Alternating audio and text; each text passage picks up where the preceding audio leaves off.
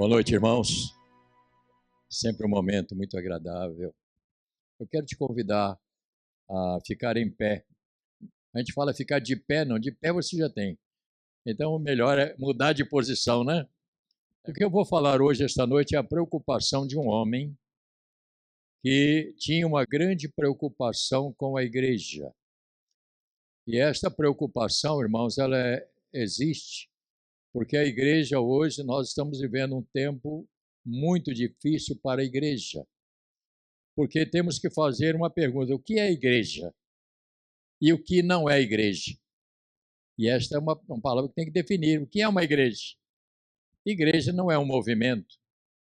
Igreja não é algo que a gente está vendo nos dias de hoje. E como está difícil você hoje, como pastor, ter uma igreja e conservar uma igreja dentro dos padrões bíblicos.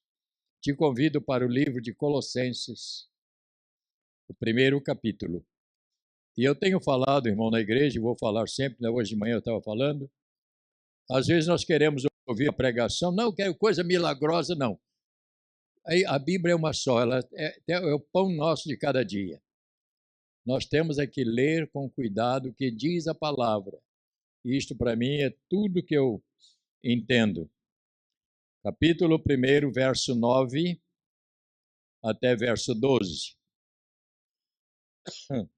E eu sempre peço que você leia com atenção aquilo que o apóstolo escreveu, a preocupação dele com as igrejas.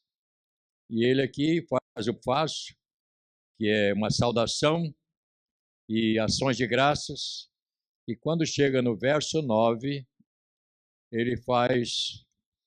ele ora pelos colossenses. Versículo 9 eu vou ler e acompanhe por gentileza. Por esta razão também nós, desde o dia em que ouvimos, não cessamos de orar por vós e de pedir que transbordeis de pleno conhecimento da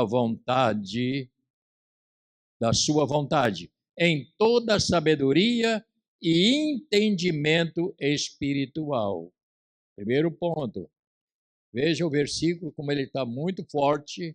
O que é que ele está dizendo? Eu vou repetir a leitura. Eu quero que você saia daqui hoje, pelo menos, levando isso no seu coração.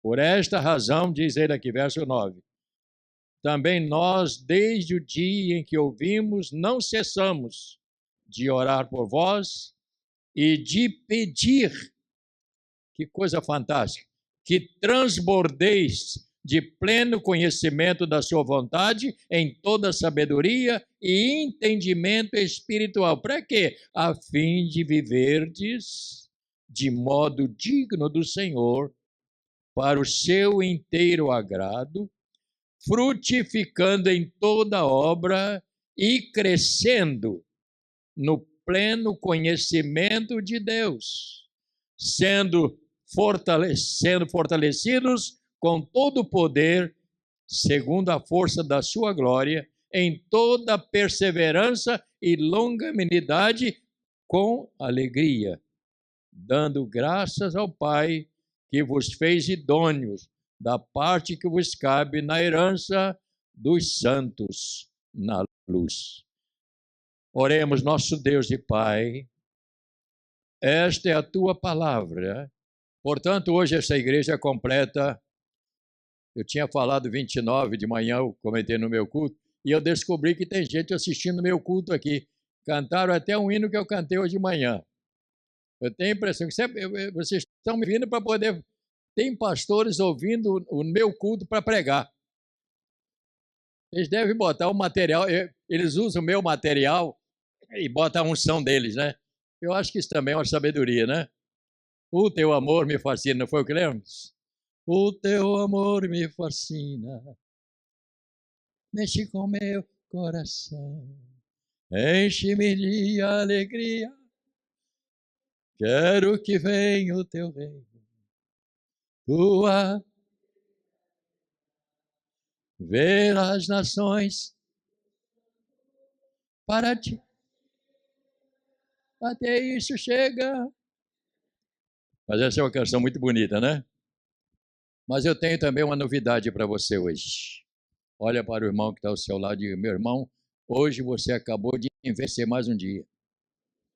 Para quem tem 15 anos não faz muita diferença. Mas para quem tem a idade que eu tenho, um dia faz uma diferença enorme, né? Então mas a verdade é que a gente envelhece todos os dias, né? Cada dia que aparece e vivemos é menos um dia de vida que perdemos, né? Ou não perdemos, nós tivemos a oportunidade de ver. Portanto, ver esta igreja crescer é muito importante. A gente ver uma obra que nós iniciamos, e eu uso o plural, porque somos um grupo de pessoas, e eu tenho um carinho muito especial por todos os pastores. Sabemos que somos diferentes, todos os nossos pastores, cada um de um jeito, né? E assim é bom, né? Essa é a razão que existe. Tem pastor de um temperamento diferente, outro mais manso, outro mais pesado de palavra, né? Mas somos assim. Deus nos fez assim. Eu sou aquele pastor manso. Eu tenho lá uns pastores que falam meio pesado. Eu digo, meu filho, bota mel nessa boca. É ou não é? Você já viu o camarada quando está namorando? Todo namorado é dengoso, né?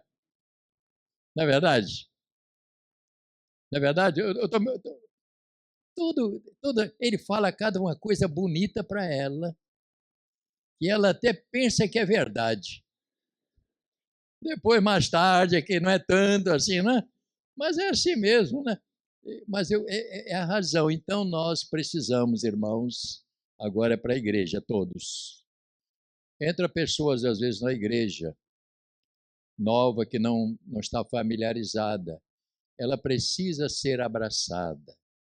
Ela precisa alguém apertar a mão, cumprimentar. Isto faz com que a pessoa se sinta em família. Tem sido a minha maneira de ser. Eu falo com as pessoas, eu saio pela igreja. Às vezes tem senhora lá que vai só, ela quer o marido, quer aquele encardido, que fica em casa lá só estragando o sofá, né? Brinco com as pessoas, mas isso atrai a pessoa. Então, todo mundo gosta de uma palavra bonita, suave, né? Leve. Todo mundo gosta, até os nossos filhos, né? Então, nós precisamos entender um pouco mais. A igreja do Senhor, ela tem sido, e agora eu uso uma frase, um pilar. O que é o pilar? Pilar é aquela coluna que sobe, que sustenta. O que fica embaixo é vigas, que sustenta o pilar. Então, a igreja do Senhor, ela tem sido um pilar, e eu vou dizer a razão, que tem sustentado a verdade, dentro de um mundo que detesta a verdade. E a igreja, ela sofre exatamente por isso, porque as pessoas não querem ouvir a verdade. Por quê? Porque descobrem a sua própria vida. Isto tem sido uma razão de nós pregarmos. A igreja é um pilar. O mundo é um adversário muito forte, porque o mundo não convive com a verdade, convive com falcatruas, com golpe, um puxando o tapete do outro. O mundo é assim. E nós, como igreja, nós estamos pregando algo diferente. Por isso ela é um pilar que sustenta o que está acontecendo nos dias de hoje. Portanto, o papel da igreja, ele é muito nobre, porque ela prega o evangelho, tirando o ser humano das trevas e trazendo para a luz. Também ela é como um colégio. A igreja é como um colégio. Por quê? Porque ensina os fiéis a viver dentro deste novo mundo que acontece. E nós, pastores, somos o quê? O que é que nós somos, pastor? Esta é a nossa missão. O pastor tem a missão de orientar, de educar e de preparar a igreja para o Senhor. Então, esta é a nossa função, pastores que estão aqui esta noite. A nossa função é nobre. É espinhosa? Sim. Mas é uma função nobre. Por quê? Porque nós estamos ensinando o rebanho do Senhor a se preparar para o dia do Senhor. Porque todos nós que estamos aqui esta noite, um dia chegaremos na presença de Deus. E é importante aprender como vamos chegar à presença de Deus. Eu hoje de manhã estava comentando dentro deste assunto de uma outra maneira. Foi quando os discípulos do Senhor estavam abandonando. Esse discurso do Senhor está muito forte e começaram a deixar. Aí foram reclamar com Jesus, o grupo deles, 12, reclamou: Senhor, o negócio aí, o pessoal está saindo. O Senhor disse para eles: o quê? Se vocês querem ir, pode ir. Vida cristã, ninguém é obrigado. Pedro então chegou para ele e falou: Senhor, mas escuta uma coisa, e para onde iremos nós? Porque só tu tens palavra de vida eterna. Pedro disse: o Senhor nós não temos outro caminho, nós não temos outro lugar a não ser seguir ao Senhor. E essas são verdades que nós precisamos entender. E eu disse que há pessoas que estão pegando um caminho errado, estão pegando um caminho das trevas, um caminho da perdição, e elas vão terminar os seus dias, infelizmente, no inferno. Porque não há outra palavra nobre para você falar. Uma pessoa que pega viver uma vida errada neste mundo, sem Cristo, sem salvação, ela está no caminho da perdição, e o final é triste, de uma pessoa que chega ao final da vida condenado à morte eterna. Então a igreja está aqui para pregar o evangelho, falar do Senhor. É claro que a gente faz até algumas coisas mais alegres, né? Mas a igreja não pode abrir mão da ministração, da pregação da palavra, porque o grande desafio de ser um cristão ou uma testemunha de Cristo convivendo dentro deste mundo onde os seus valores primitivos eu vou usar aqui uma palavra, estão em decadência. Os valores mais nobres estão sendo destruídos, perdidos, porque as pessoas não valorizam mais. Este é o mundo que você vive, é o mundo que nós estamos vendo aí, e eu fico muito triste em falar essas coisas, convivendo dentro deste mundo que vive com seus valores mais nobres, em decadência. Hoje você vê a decadência moral, é uma coisa horrível. É uma coisa horrível a decadência, como as pessoas estão negociando a sua vida com as coisas erradas. E às vezes as pessoas, quando o pastor fala assim, não deve pregar assim, mas não. Gente, nós não vamos nunca, esta igreja de Nova Vida, ela nunca vai pregar diferente do que a Bíblia diz. A Bíblia fala isto e nós temos que pregar. Agora, lembrando que não é obrigado a seguir. O Senhor nunca, Ele obrigou alguém a seguir. Há um texto bíblico também muito interessante em Lucas, se você puder abrir a Bíblia. Eu creio que você pode abrir. Se eu estiver falando muito alto, é que eu às vezes começo a falar e começo a me empolgar e começo a falar muito alto, né? Mas nós precisamos, irmãos, nós temos que aprender muitas coisas que o Senhor nos ensina, né? Nós temos que falar, eu preciso falar. E eu quero que você entenda nessa noite, né? Capítulo 9 do Evangelho de Lucas, verso 57. Vamos ler, vamos acompanhar a leitura. Indo ele caminho fora, alguém lhe disse: seguir-te-ei para onde quer que fores. Jesus falou: será? Tem certeza? É isso que você quer? Mas eu vou te explicar algumas coisas, ele estava dizendo aqui. Mas Jesus lhe disse: as raposas têm seus covis, as aves do céu ninho, mas o Filho do Homem não tem onde reclinar a cabeça. Este foi o cartão de visita. Quem é que quer chegar a alguém, seguir alguém que não tem nem onde dormir?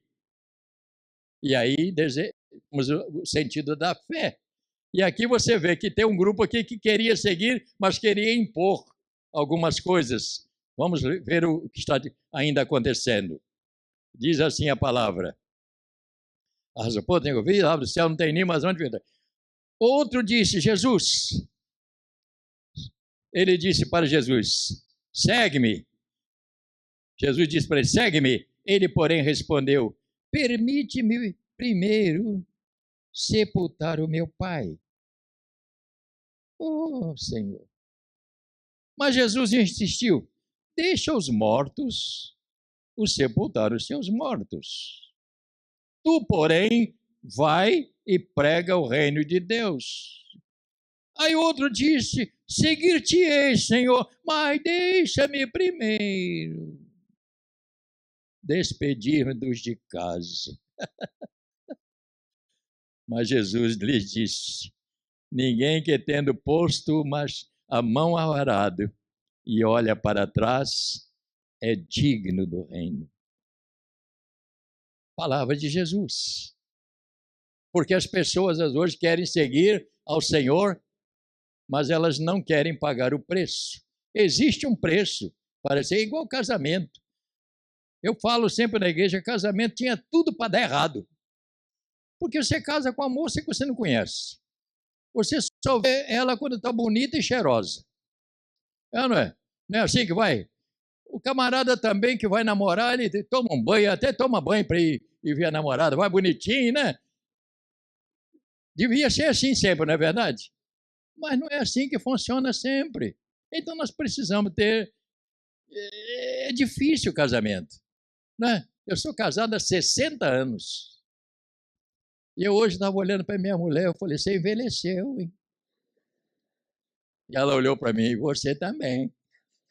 É verdade, envelhecer junto, né?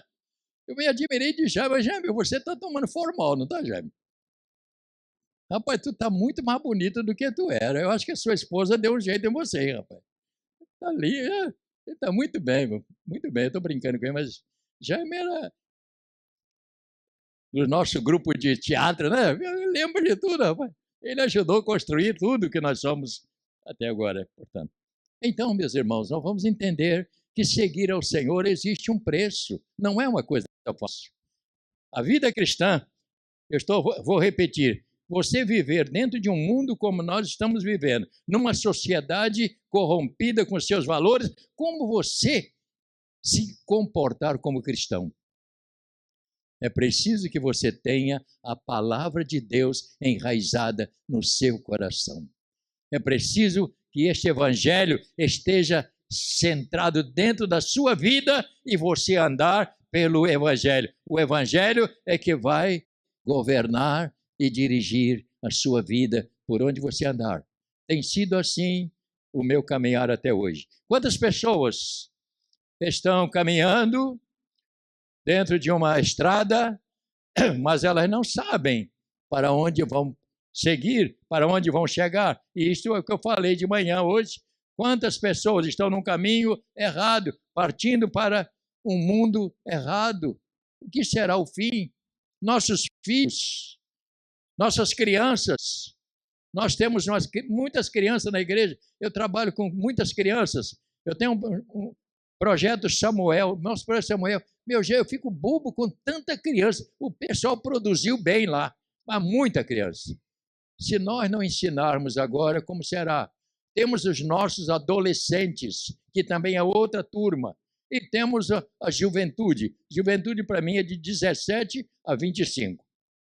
Passou disso aí, é encalhado. Não, porque a idade para você casar é até 25. Se passou de 25, começamos a botar muita exigência, não é verdade? Alguém falou para mim assim, bispo, se você ficar viúvo, você casa outra vez? Eu perguntei, o que você acha? Para mim seria muito difícil casar, porque eu não casaria, desculpa a frase que eu vou usar, com uma velha. Porque eu saio de um problema para pegar outro. Por quê? Porque ela já vem com a sua maneira, com as suas manias, né? Mas se eu também casar com uma menina de 25, esse velho vai morrer. Então, todas as duas coisas são ruins. Então é melhor dizer, eu não caso mais. Também um cara com 90 anos, casar para quê? A não ser para a mulher só trocar a fralda dele. Que não é o meu caso, graças a Deus. Mas não é verdade? Então são coisas que você tem que pensar. Há pessoas que querem seguir o evangelho. Olha, quando eu ganhar mais de idade, eu vou seguir o evangelho. E se você morrer? Antes, você pode até morrer antes e não chegar lá, né? Então nós temos que entender, irmãos, você viver uma vida cristã dentro de um mundo do jeito que está, você precisa ser uma pessoa realmente convertida e ter raízes profundas dentro da sua vida, no caso espiritual. Foi o que nós lemos aqui, e não é demais você tornar a ler Colossenses 9. Olha o que ele diz. Paulo está dizendo, vocês só vão conseguir se assim vocês procederem. Ele está dizendo várias palavras aqui muito importantes. Ele está trazendo conhecimento da vontade de Deus. Toda sabedoria, entendimento espiritual. Eu tenho que pleno conhecimento da vontade de Deus e sabedoria e entendimento espiritual. A fim de quê? De viver de modo digno do Senhor, para o seu inteiro agrado, frutificando em toda obra e crescendo no pleno conhecimento. É este a nossa tarefa, pastor Álvaro, é pregar este evangelho e fazer com que as pessoas conheçam o evangelho. E eu sei que este é o seu trabalho, vocês fazem isso aqui muito bem, porque o papel da igreja, irmãos, é um papel, nós lutamos contra o que a Bíblia diz em Efésios 6, a nossa luta não é contra a carne, não é contra a sangue, mas é contra as potestades, é contra os dominadores desse século, que está tentando destruir o ser humano. Então nós não lutamos de qualquer maneira. É preciso que para lutarmos, ter em nós as armas de Deus. E a igreja não pode negociar a sua fé. Nós não podemos, nós não aceitamos. Somos radicais nesse ponto, que é um radical certo. Nós não aceitamos negociar a nossa fé. Não negocio. Não compro nada sem nota. Eu não contamino o evangelho. O evangelho não pode ser sujo, contaminado com mau comportamento. E este é o preço que eu pago. É o preço que nós pagamos para sermos. Se o guarda me cercar na rua, ele vai me multar? Eu digo, pode multar. Se eu estou errado, multa, mas eu não vou. Seu guarda, mas não é bem assim, não é bem assim. Não. Eu não tenho esse negócio. Tem que multar, multa. Procura andar correto. Uma pergunta difícil para responder. Como viver neste mundo? Ou mesmo, não sendo deste mundo. Como viver neste mundo? Eu fico com pena de tantas pessoas que estão vivendo em ambientes tão ruins para superar a vida cristã dentro de um ambiente ruim. E quantos estão pagando o preço para isso, né? Quantos estão pagando? Este desafio é um desafio enorme. Uma passagem bíblica que nos traz, irmãos, uma luz de como nós estamos vivendo. E eu vou te dar para você entender. Eu vou terminar já para não cansar a sua beleza. Livro dos Atos dos Apóstolos, capítulo 17. Tem uma palavra aqui que eu acho que vale a pena, irmãos, que ela nos mostra aqui como nós vivemos. Fala de uma passagem que você conhece muito bem, quando o apóstolo Paulo, ele estava lá num lugar lá e pessoal muito religioso daquela região, e o apóstolo Paulo então estava ali e ele começou a olhar e eles queriam saber o que ele estava falando, ele estava pregando, o pessoal estava contra ele e eles foram interrogar a Paulo. Vou te dar já, é Atos 17. Aí Paulo, o que Paulo fez? Paulo andou e ele começou a olhar os objetos de culto que eles tinham. Você conhece a passagem? Já leram ela algum dia? Aí Paulo, olhando, ele viu lá assim ao Deus desconhecido. E ele aproveitou para falar sobre este Deus para eles. Eles falaram que era o Deus desconhecido, que eles não conheciam, mas Paulo ensinou a ele quem era este Deus. E ele aqui, depois de falar muitas coisas para eles, orientar, capítulo 17, ele chega no versículo de número 28, ele diz assim, você pode ler capítulo 17, verso 28. Leia comigo bem alto. Pois nele vivemos e nos movemos e existimos, porque dele também somos geração. Então eu ando, presta atenção, eu ando, eu vivo, eu existo em Deus. Esta é a vida cristã. A vida cristã é essa. Olha mais uma vez aí, guarda esse versículo para você ler de vez em quando. Porque nele, Paulo estava dizendo, esse Deus que vocês não conhecem é esse. Pois nele vivemos, a nossa vida é dele. Nos movemos, o nosso andar, e existimos porque ele nos criou. Então, Paulo, com isso, pregou o evangelho para todos eles naquele momento. Essa é a palavra que eu tenho para os irmãos. Vamos servir a Deus, vamos continuar servindo. Este é o nosso conselho pastoral a todos. Ter a consciência de que nós só podemos resistir dentro deste mundo que você vive se você tiver com a sua vida fundamentada no Evangelho.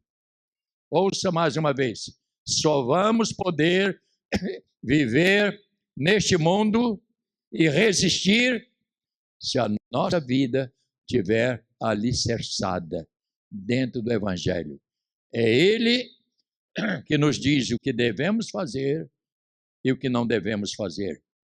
Não há ninguém que possa fazer algo errado que o Evangelho primeiro não avise. O Evangelho é que nós não queremos ouvir. Então, o Espírito Santo, eu vou falar sobre isso amanhã na igreja, algo muito ignorado. As pessoas pensam, sem o Espírito Santo você não faz nada. É Ele que governa, é Ele que dirige, é Ele que nos orienta. Eu vou falar sobre isso amanhã à noite na igreja, no culto de oração.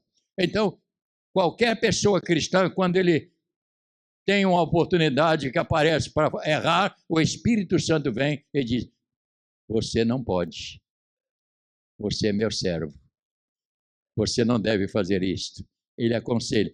Então, ele é o nosso freio, é ele que nos governa, é ele que diz para uma moça, não case com esse rapaz do mundo que você vai sofrer, não case com essa moça do mundo que você vai sofrer. É ele que faz esta obra, é ele que governa, é ele que dirige. Que esta igreja continue sendo assim, servindo a Deus com paixão. Há uma canção que eu gosto de cantar, eu não vou cantar esta noite, eu estou com a voz meio... A voz está cansada, mas eu escrevi ali, deixa eu ver se eu pego pelo menos uma passagem dele. Tudo é anotado. Graças te dou por esta vida. Conhece essa canção? Conhece? Ele está assim. Graças dou por esta vida, pelo bem que revelou, pelo amor ser sem medida, pela paz no coração. Eu não estou lembrando ali.